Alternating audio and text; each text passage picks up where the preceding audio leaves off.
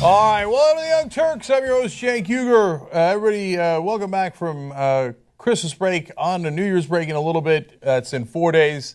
I hope you all had a Merry Christmas. Hey, don't get too excited, though. We found the real war on Christmas. It is real. It is actual. It's not on in this country. It's a bit of a disturbing story. We will have that later for you in this hour. In the second hour, Borat has done something wonderful. We'll tell you about that. On the other hand, we have one of the largest environmental disasters in the country, and you've never even heard about it. Well, we're going to tell you about it. That's also in the second hour. Later in this hour, some disturbing news from Tamir Rice investigation, and then also investigation or lack thereof about Bernie Sanders' transgressions. Why does Bernie Sanders want to investigate himself so badly, and why do the rest of the Democrats not want to investigate him? Well, that's an unusual story, right? Well, I'll have that for you later in this hour. It's going to be a great, great show, and let's get started. We're going to get started with fun. So on CNN, Poppy Harlow was filling in. And now this is an unfortunate story. We shouldn't have fun with it, but we're generally bad people, so we will. So everybody buckle up. This is going to lead to one of my all-time favorite videos that you're going to see in a little bit. But first, Poppy Harlow on air. Let's try to determine what happened here. And thank you very much. I appreciate it. Back here on American soil, bad news for the Obama administration. We have this new CNN ORC poll, which is quite a turnaround in.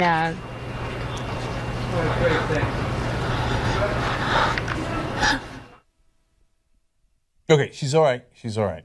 Now, in the beginning, if you don't have no context, you might think like, oh, slurring of the words, a little eggnog, a little too early. No. She passed out. They say it was a hot flash, which is interesting. Nothing to look at here. No big deal. It happens. Everybody's human. It could happen on air. They brought in a different documentary from Brian Stelter to cover for it, and later they came back and explained what happened. She explained it on Twitter. I'll share that with you in a second. But before we do that, though, it did remind me of other wonderful moments of people passing out on air. This classic from Glenn Beck. Okay, so this is Treasuries. You all right? I'm passing out. Okay, are you okay? You want to hang on? Passing out. Okay. You want to sit down? Gone. Okay. All right. Whoa. You okay? Okay. Somebody help him, please. Somebody help. We can laugh because everybody's totally fine. As a guest on Glenn Beck's show, he's fine. My favorite part of that was gone. Dude, he told you he was passing out a couple of times. You didn't believe him. Now, Poppy was off camera when she passed out, which is a good thing. We don't need to see that. And she didn't do anything wrong at all. She's just human, right? But it also did remind us of these great moments from the internet. Gone. Gone. And this. Gone. And gone. All right. She later explained, for all of you on Twitter asking if I'm okay, thank you so much. I got a little hot and I passed out for a moment. I'm fine. We're going to take a quick break. We'll be right back. Okay. God bless her heart. Nothing to look at here other than fun. And sorry for having fun at not really at her expense, because she didn't do anything wrong for the third time. But this has happened to me too, by the way. I was changing a light bulb many years ago, and I was on top of the stairs, so it could have been worse. I was like, gone. So luckily that didn't happen on air. All right, Poppy. Glad to see you're doing okay now. Everything's all right. Okay. Have I said enough times that story was just nonsense? Okay, just a little fun to start with. All right, let's get going. Okay, now, on to important things like Festivus. Okay. Start light, we work to more serious stuff. Okay. Now, Rand Paul every year gives his list of grievances, which you're supposed to do at Festivus, which I think is a fun thing for him to do. Festivus obviously comes from an episode in Seinfeld. There's a lot of different parts of Festivus. There's the aluminum pole you're supposed to gather around. And the list of grievances is you telling other people how they wronged you that year. Okay, that's hilarious. I celebrate some parts of Festivus, but not others. The grievances are a bit much for me. I'm a happy-go-lucky guy. right? But I like that Festivus is for the rest of us. And apparently, the creator of Festivus would like it to remain that way and leave Rand Paul out of it. His name is Don O'Keefe. He's the guy who happened to write that particular Seinfeld episode. It's based on his dad. And he says about Rand Paul, quote, "I hate the guy. I think he's some form of lizard that's crawled into a suit and somehow been allowed in the Senate." I'm going to rank that as one of the more clear quotes of the year. Don't like the guy. All right, he goes on to say, but yeah, I strongly dislike it when elected officials with whom I strongly disagree try to co-opt a family holiday of mine for venal, immoral purposes that hurt our nation. Now, the reality is that was your family holiday, but you put it on a TV show. Now, of course, everybody gets to participate if they like, and Republicans do have a lot of grievances. So I'm not sure that I'm with Don, but I like that he's taking on Rand Paul and throwing in a couple of body blows and pointing out that this is not what Festivus was meant for. But Rand Paul, undeterred, put out many tweets about his grievances. First, about fellow campaigners. Now, of course, he took on Donald Trump and Ted Cruz and those guys. I'm just giving you two that I liked. He says, "I have no grievances against my fellow doc, Ben Carson, because I have not heard a word he said in any debate." That's actually pretty funny. Okay. Now, I don't agree with Rand Paul on 90% of stuff, but we'll give the guy credit where credit is due. Apparently, Don's not going to do that. But all right, I'll give you one more. He says, "To my absentee friend, Marco Rubio, I didn't put your $170,000 salary in my waste report today, but I could have." Damn. Because Marco Rubio does not show up that often for the Senate, and that's been a frequent criticism of him. He's on the campaign trail. But Rand Paul says, "I'm on the campaign trail too, but I actually bother showing up at the Senate and voting." Now, on to the tweets that actually drive Don O'Keefe crazy. He says, Rand Paul does, "In honor of my good friend Tom Coburn, I will now tell you some of my grievances about government waste of your tax dollars." That's your airing of grievances, but that's not what it was apparently intended for, according to O'Keefe. Now, then he goes on to give specifics, attacks a slew of scientific programs that my guess is O'Keefe would support. And then he says, "Your State Department spent $90 million on cultural exchanges, including State Department, Idol, and band camp." Once again, I'm nearly positive O'Keefe would be in favor of cultural exchanges. Then he goes on to say, "Back to grievances. Along with ridiculous waste of money we've already aired, the government makes some dumb regulations." Well, as a liberal, Don O'Keefe and his father are obviously in favor of regulations. And one could argue over whether some of them are dumb or smart, but again, not apparently, according to O'Keefe, what the holiday was for. Finally, we give one more quote from O'Keefe explaining. He says, "My father was a strong sort of 1950s era liberal Democrat, and he despised the reactionary nature of today's Republican Party. I lost it when I saw that Rand Paul, whom my father actually did strongly dislike before he died, was using my holiday to make warmed over 10-year-old talking points." Damn. I didn't know that the People's Elbow was part of Festivus. Apparently, at the end of all the festivities, you go, "Oh, hey, Rand, how you doing?" "Oh, sick dear Lord." So now, look, you could agree or disagree with Don O'Keefe, but if you're a celebrator of Festivus, I guess he's our Jesus. So, disagree at your peril. Okay. Now, we move on to other people who are mad at Donald Trump. Okay. Chris Gibson is a GOP congressman from New York. Now, he represents a district that's actually voted for Obama in 2008 and 2012, but he's a Republican, so he's supposed to be among the more moderate Republicans. Is there really any such thing as a moderate Republican left? As you're about to find out, no, not really. But along those lines, he's aggrieved that Donald Trump is doing as well as he is. Well, he's mad about it, and he went on radio host Bill Samuels' show and said a line that I rather enjoyed. Let's watch. I mean, here's the issue. I mean, I have concerns about giving that guy an army. As somebody who served for 29 years, I mean, I have concerns given what I've heard to date about his temperament and the judgment he has.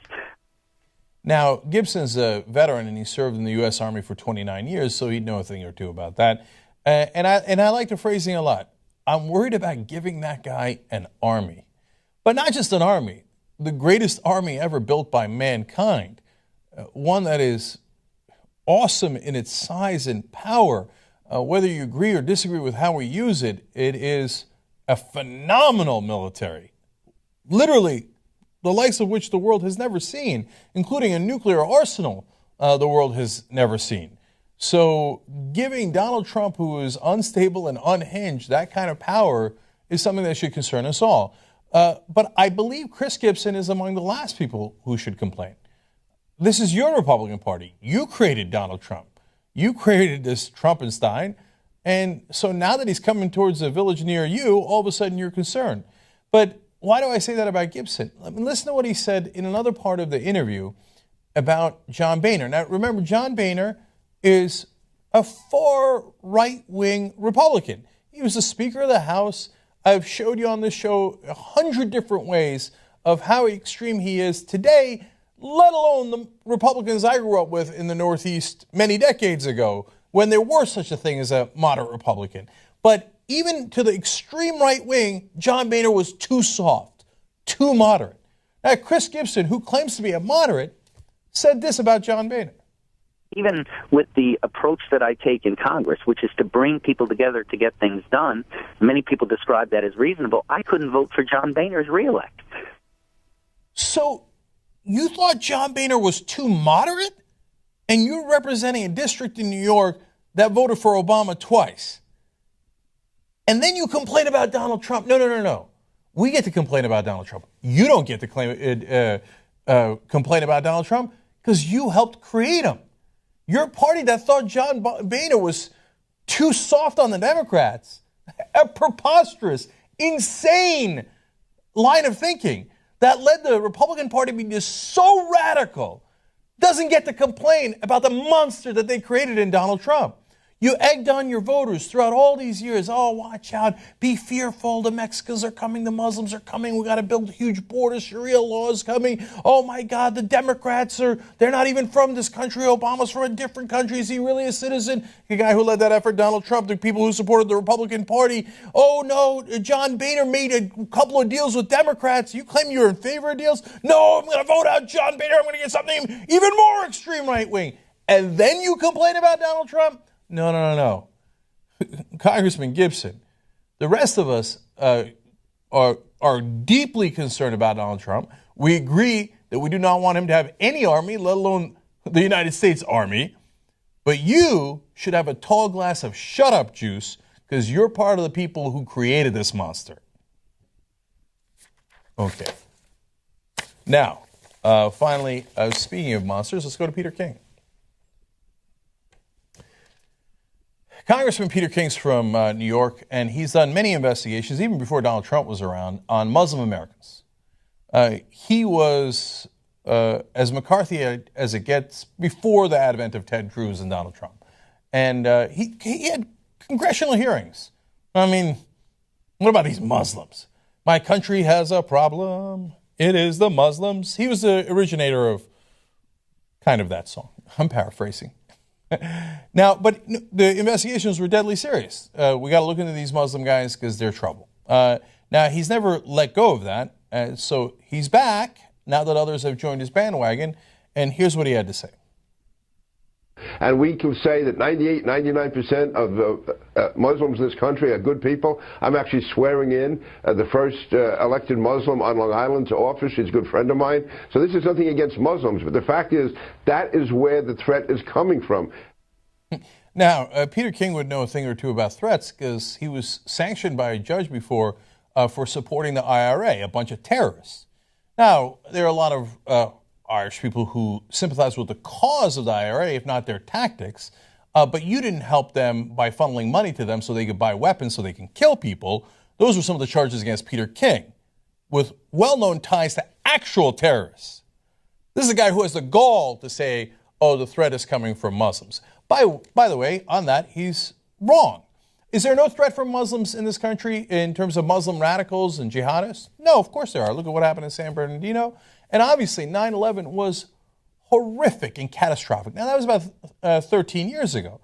So I get that that is obviously a monumentally important event where nearly 3,000 Americans died. Now, if you're talking about the last 13 and a half years, though, the jury's in on that. We have facts on that. Islam-inspired terror attacks accounted for 50 fatalities over the past 13 and a half years, according to Professor Charles Kruzman and Duke Professor David Schanzer. Meanwhile, right-wing extremists averaged 337 attacks per year in the decade after 9/11, causing a total of 254 fatalities. So not only were there far more right-wing attacks, right-wing terrorist attacks here in this country than Muslim terrorist attacks, they were more deadly. They killed 5 times more people than Muslim terrorism in the last 13 years. Again, 9/11 is gigantic. We get that. The concerns around it are perfectly legitimate. We've already accidentally invaded several countries over that, some of which we should not have invaded. So, but if you're talking about the continuing threat in America in the last 13 years, it is absolutely clear where that is coming from. It's coming from the right wing. So if you want to investigate people that are causing the threat, well, under Peter King's logic, I'm sorry, man. You talk about going into mosques. I think we got to go into right-wing gathering spots. Wherever the right wing gathers, that's where the threat's coming from. I got good right-wing friends. Some of my best friends are right-wing. I got no problem. Some right-wingers are lovely. But according to Peter King's logic, we got to look into all of them. So if you gather in your churches, we got to look at your churches. You gather in political groups, Tea Party groups, Republican caucuses, I got to look into it. Because you're 5 times the threat that Muslims are in this country. Those are facts. You don't like facts, you can cry about it. In fact, that's exactly what Peter King suggests. I can hear the cries of civil libertarians and constitutionalists right now, Congressman. Yeah, listen, they can cry all they want. The fact is that's where the threat is coming from. Oh, really? They can cry all they want. Hey, Peter King, I'm sorry, man. Every time you have a Republican Party gathering, I got to look into it. I got to spy in on it. Oh, are you crying? Are you crying? Well, you're 5 times the threat that Muslims are in this country. I'm sorry, man. That's where the threat's coming from. I didn't say it, you said it. So wherever the right wing gathers, let's make sure we spy in on those guys. They are incredibly dangerous. Now, the reality is all these attacks have been horrible. In total, about 300 people killed in 13 years. Perhaps we shouldn't overreact to the right-wing or Muslim extremists, that perhaps we should be Americans and actually keep our civil liberties. And fighting for our civil liberties and our rights and our freedoms is not crying. That's called being an American. Peter King, you should look into that when you're not busy looking into helping your terrorist friends, Young Turks. All right, back on Young Turks. There's actually a number of good tweets here that I got to get through. The Stu writes, wait, there's still an Iraqi army? Hashtag, the more you know. Gabby Marita writes, and regular German army soldiers wore Gott mit uns, that's God is with us. Waffen SS wore heißt true. What? I don't know if I did that right. I'm pretty sure I didn't. Anyway, it means honor is loyalty. Sounds like a Trump slogan. Mm-hmm. Paul Charles says, if anything, Paul Ryan is just following the Bible by not shaving his facial hair. Mm-hmm. That's true. That is in the old books. Now, your mama says about Cleveland, and this is where it gets serious. We need to have all officer-involved shootings reviewed by federal grand juries and federal prosecutors not connected to local cops. That is absolutely true because obviously the local prosecutors are biased in favor of the cops they have to work with on a daily basis. Chris Bradshaw writes in, Eric Garner was killed with a legal chokehold on tape and the cops still walk. None of this surprises me anymore. I wish this had surprised me. Little Big Man says, if prosecutor investigated and said the shooting was justified, then why even call a grand jury? Easy. CYA. Cover your ass. That's exactly right. I mean, there's no reason to call for a grand jury if, as a prosecutor, you think there's no way. And I'm going to work to make sure that that grand jury does not indict. Yep. You're just doing it so you can say, I didn't do it. The grand jury did it. And then Naomi, I think, actually might make the best point here. And Ohio is an open carry state, too. Yep. So even if he was holding a gun, and even if he wasn't 12, he was 22, 32, 42, white, black, it doesn't matter. He's got every right in the world, according to the laws of Ohio, to have that gun. I mean, do they walk up to white people with guns that are walking around in Target and Walmart and all those places? And just shoot them within 2 seconds? No. By the way, they do walk up to black people, like Crawford, right? There's another case, at a Walmart with a toy gun and execute them. Yep. Right? When it's white people with real guns, they're fine. Yeah. Nothing to look at here. Move along. But I'm sure it's not racial. It's incredible how many people on social media are taking it upon themselves to defend a cop who shot a 12-year-old within 2 seconds. No questions asked. If you are that vocal about your support of a cop who shoots and kills a 12-year-old within 2 seconds, you need to get some help. You have issues. Imagine if that cop shot their 12-year-old in 2 seconds. Jack-booted thug government agents coming here to take our rights, blah, blah, blah, blah, blah, blah, blah. They shot at a black kid? Oh, that's no problem. Inconceivable that they wouldn't care or that anyone would defend the cop. Right. All right, 2 more, real quick. Tom Zawacki says, I come from a completely different generation in time. When I was a kid, everyone carried toy guns and no one got shot. No red tips. That's a great point. Same thing for me, right? We never had any red tips and no one ever got shot. Maybe some people did and we didn't know it, right? That's possible. But overall, the cops at that generation were trained differently. They were trained to actually give a damn about human life. Now they're like, if you think you're going to get a Band-Aid on you, just murder the other guy. Right. Who cares? Just shoot first, ask questions later. So with the Tamir Rice story, there are so many different factors that played a role in that tragedy, right? First of all, we're living in a constant state of paranoia, not just cops, people in general, because of the availability of guns, because of the number of mass shootings, because of the number of shootings in general, right? Forget mass shootings. But there's the paranoia, there's the lack of efficient police training or correct police training. I mean, all these things play a role. And in the end, there's no justice. 12-year-old gets shot and killed, and there are no criminal charges for the person who shot and killed him. It's as clear a case as I've ever seen. And no, the cops are out of control. And it's not because they're bad people. Jimmy might disagree with me.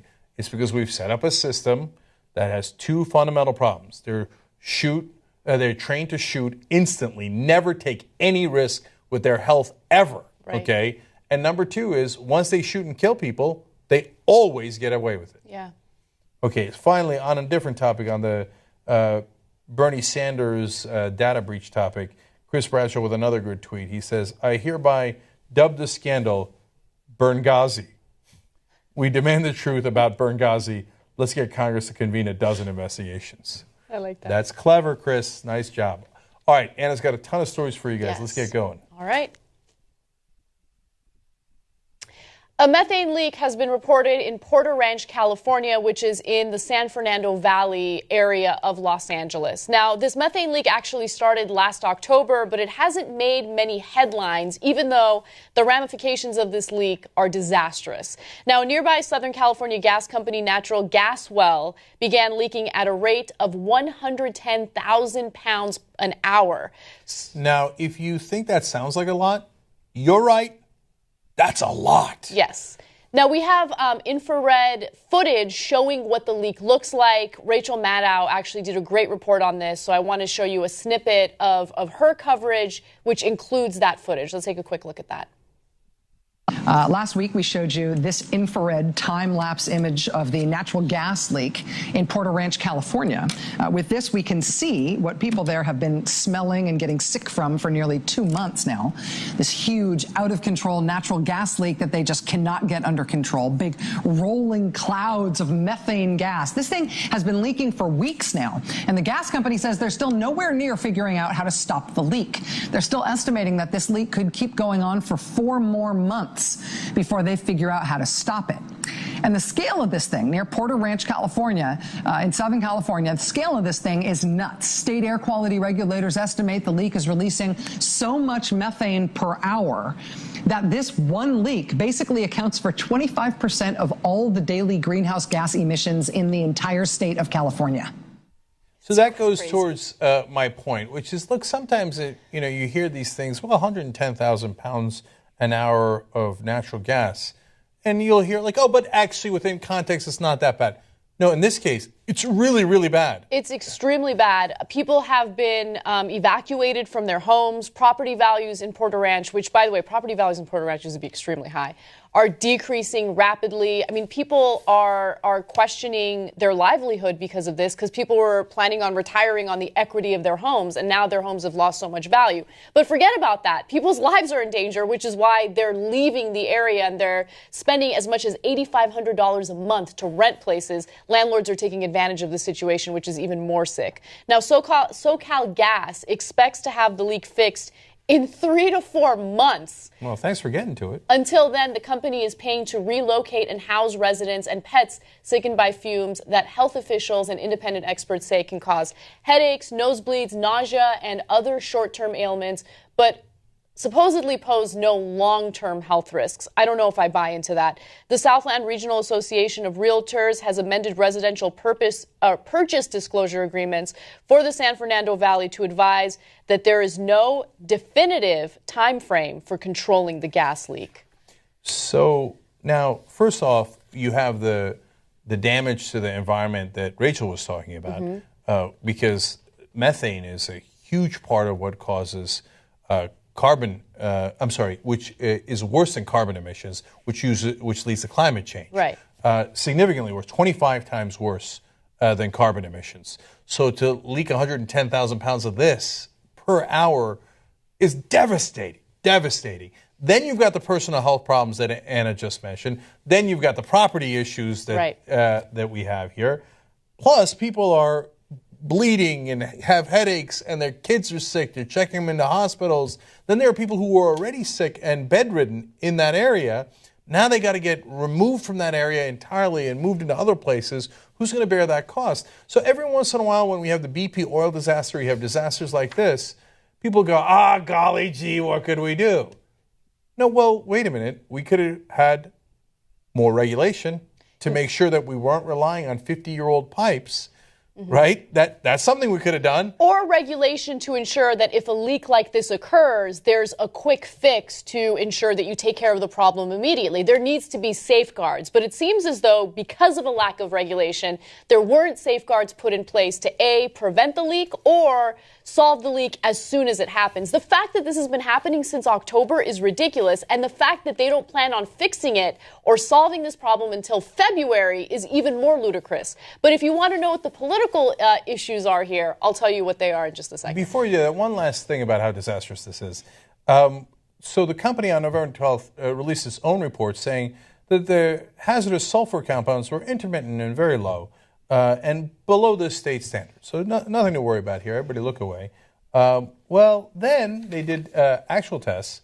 The tests had found that hydrogen sulfide levels of 183 parts per billion, 6 times the state standard for a chemical that can be poisonous. 6 times the rate at which it could be poisonous. Yeah, but don't worry, Cenk. It's not going to cause any long-term ailments. Just short-term. Short-term nosebleeds, vomiting, nausea, headaches, it's no long-term issues. Look, I'm not an expert. I'm not a health expert. But typically when a company involved in a terrible environmental and health issue like this will tend to lie. They lie. They're not going to tell you the truth about what the ramifications are going to be, especially to your health. We've seen this time and time again. I don't want to worry anyone, but anyone living in the area should definitely evacuate. They should definitely leave, and a lot of families have done that so far. When they were busted on their own report, Anna, wait a minute, this is much worse than you said. They said, the part about the sulfide, that was just a small omission. Get out of here. Did we leave out the part about the poisonous air? Slight omission. Sorry about that, right? Yeah, look, this is all part of what we talk about all the time on the show. They privatize the gains. They take all the money while things are going well, right? And then they socialize the losses. Did your family have to move out? Yes, they're paying for some people's rent as they're moving out. Yeah, of course. At a minimum, they got to do that. Your folks are sick. I don't know. The stuff that's in the air now that's going to lead to climate change? Hey, all across the world, Germany, South Africa, Japan, congratulations, your climate just got much worse. Am I going to pay for that? Of course not. I privatized the gains and I socialized the losses. Good luck with those losses. And how do they get away with it? As usual, dirty politics. So let's get to the dirty politics, starting with graphic number 7. So there are very clear ties to Governor Jerry Brown's family members and the company that owns this pipeline that has now leaked, okay?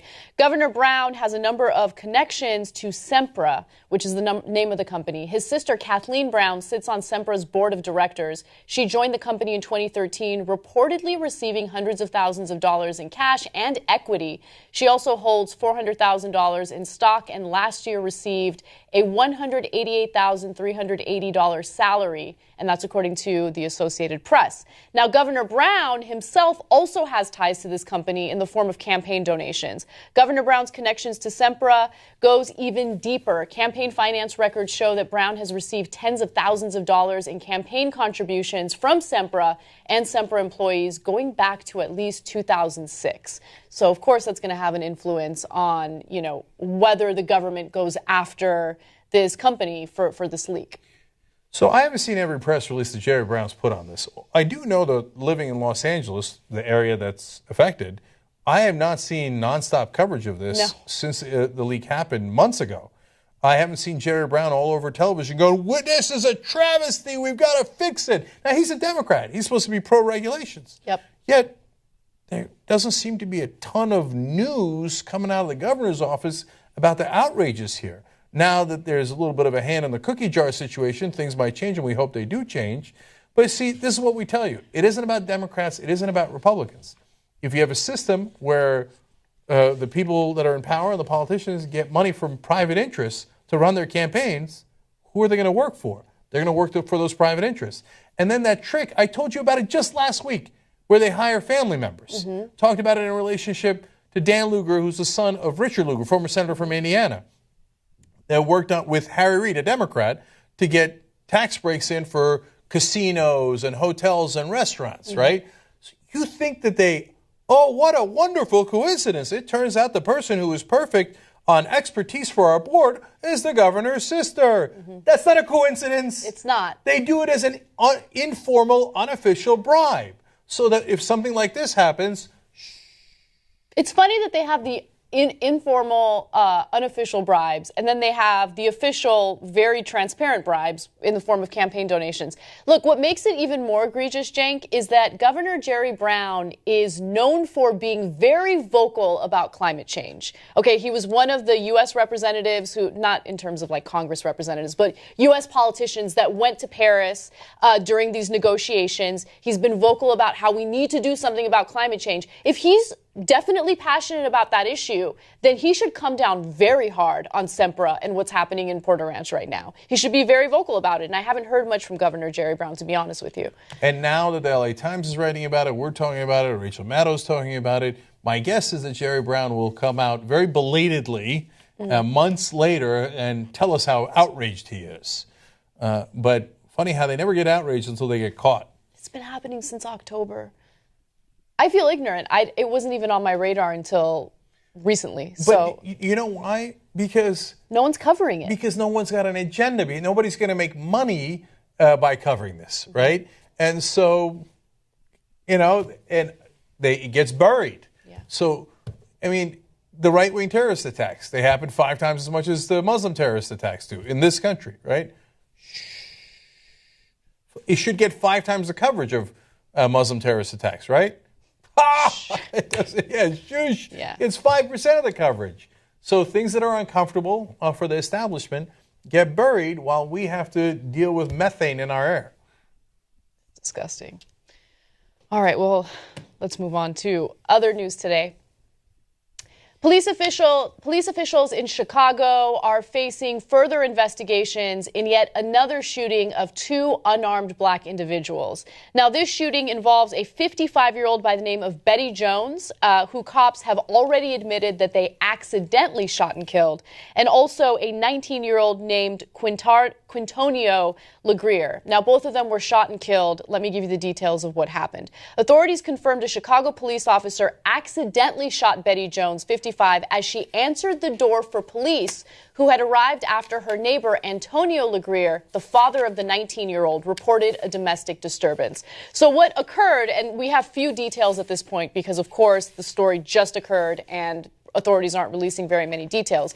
But what we do know is that the father of Quintonio called police officials because his son, who has some mental disabilities, was carrying or holding an aluminum bat and was irate. So he wanted to call the police to come handle the situation.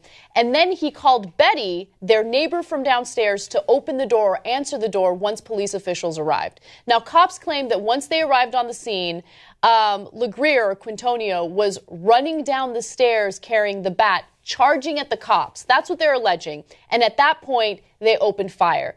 They shot Quintonio 7 times, including one time, I believe, in the buttocks, indicating that they shot him as he was running away. And then one shot hit Betty in the chest and killed her. So now there's an investigation. Rahm Emanuel's been vacationing in Cuba, and he says that he's on his way back to the United States to deal with this. It's crazy. Yeah, I'm sure they'll release the video, though, just either next year or the year after, so we can find out what really happened. Because in Chicago, they'd never bury video of a cop shooting, would they? Never. Yeah, and there's now a federal investigation into Chicago cops and whether they're using excessive force against minorities. That just got announced a couple of weeks ago, and here they go again.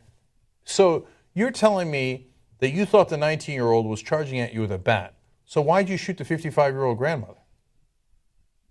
I don't know, man. I saw black people in the middle of the night. No, but what's incredible is, like, they're not even saying that they intentionally shot her. Now they're saying, oh, no, it was totally an accident. In fact, a family member that was there claims that the cop said, fuck, no, I thought he was lunging at me with a baseball bat, the officer allegedly yelled, according to LeGrier. So it seemed like the cop on the scene was frazzled, was afraid of the 19-year-old carrying an aluminum bat.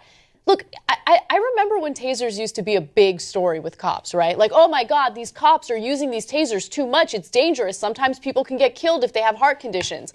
Can we go back to those days when they would use their non-lethal weapons and that would be the first line of attack instead of immediately shooting a 19-year-old and then accidentally shooting a 55-year-old?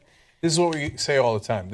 And several people in this story said the same exact thing. The problem is they have an attitude of shoot first, ask questions later. Now, in this case, people are concerned that that's the attitude they have with minorities and black people in Chicago, specifically when it comes to Chicago cops. So there's an excellent case to be made for that. But it really is all over the country. We did the story about in Miami of a white guy who was a bank robber. He went into a barbershop and had a blade. He was nowhere near the cops. He was just talking to the cops. He wasn't lunging at the cops. I know because I saw the video and I showed you the video. He didn't even have a shirt on, so it's not like he was hiding any other weapons. Boom, boom, boom, shoot him dead, right? There's a guy who was drinking and driving, got into an accident. Cop gets out of the car, cop shoots him. We told you he was paralyzed. Just found out a couple of days ago he's dead. So, and he was white. It's all over the country. They're taught. They're not bad people. They're taught that, hey, don't take any risk. Don't take any risk. Any weapon at all. You think you might get a little boo-boo and we might have to put a Band-Aid on it. Don't take that risk. Just shoot him in the head. Shoot him 7 times. In the case of Laquan McDonald in Chicago, shoot him 16 times. Shoot him 14 times when he's already on the ground and dead. In this case, shoot him in the back. Who cares? What difference does it make? You're above the law. You're a Chicago cop. But it's not just Chicago. It's all the cops. We now train them. Shoot first. Ask questions later. That's why they shot Tamir Rice in 2 seconds flat. That's why they shot Crawford in a Walmart shop. Again, toy gun. That, I think, took 6 seconds. Laquan McDonald, and 6 seconds. Are you getting a similar theme here? Shoot first, ask questions later. Oh, there was a 55-year-old grandmother. Who cares? Shoot her dead. Let's move on with our lives. I got to go get another call where I'm going to shoot more people dead. Now, you see why black people are now afraid to call the cops, even if they need them? So, yeah, it's not just black folks, but it does happen disproportionately, and it's not anecdotal. We've shown you the numbers before. It does happen disproportionately to minorities. So you say, hey, I'm worried for my safety. Then you call the cops, they come in and they shoot you. Yeah. Or they shoot your son. So now this kid, by the way, an electrical engineering student. Afterwards, you know how they love to blame the victims and say, oh, they once smoked pot. They got nothing on him, okay? Although I'm sure they'll dig I'm sure the cops will dig to try to smear him after he's dead. Yes, he had those mental health issues that they were working on. Yes, that's why they were called in. But he was actually part of a black group in Northern Illinois University where he was an engineering student, where he was trying to do more in the community to make sure they change the image of African Americans. Because Bill O'Reilly, Fox News is always saying, oh, it's black culture, and if you just change your culture. He was one of the guys looking to change the perception of that culture, change the culture. He was one of the good guys. It turns out the cops didn't care what group you were in. They saw you with a bat and thought, oh, that bat could hit me, and that could cause some damage. It could. Maybe it could even break your arm. It could swing towards your head. It could be problematic. Let me not take any chances. I won't use my taser. I won't use my baton. There's a lot of us here. We won't try to tackle him. That would mean we could get a boo-boo. Let's just murder him. Let's just murder him and be done with it and move on to the next call. I know, it's incredible. And this kid was not only obsessed with changing the perceptions of or toward African Americans, he was also obsessed with being a leader, right? Even though he had, I don't know exactly what his mental disabilities are, those haven't been disclosed yet, but despite that, he wanted to be a leader, he wanted to be an electrical engineer, and he led a charity effort to provide clean drinking water in Africa. So this was a great kid, a great student who had a bright future ahead of him, and he never got the opportunity to live that life. I know what the idiot right-wingers are going to say. They're going to say, oh, he had a bat. He had it coming. How does it go? Oh, he could hit a cop in the head. You never know. No, but you see, the whole point of giving the cops badges and guns and tasers and clubs and all the different kind of weapons they have is so that they are more responsible. Now, when they were called in to help that family, so you're not supposed to go in guns blazing when you get called in to help someone. You're supposed to help them. You're supposed to step back and go, okay, how do I handle this situation where people don't get hurt? Because you're not worried about the kid. You're not worried about the dad who called it in. You're not worried about the grandmother. You're not worried about the neighbor. You're not worried about any of them. All you're worried about is me. I'm never going to, I was trained. I don't take any chances. Yeah. Instead, I'd rather execute someone on the spot than take any chance. Well, that's the opposite of courage. We're teaching them how to be cowards and kill while doing so. That's what we're teaching them. So let's please stop teaching them that. Let's change the training before more people get murdered.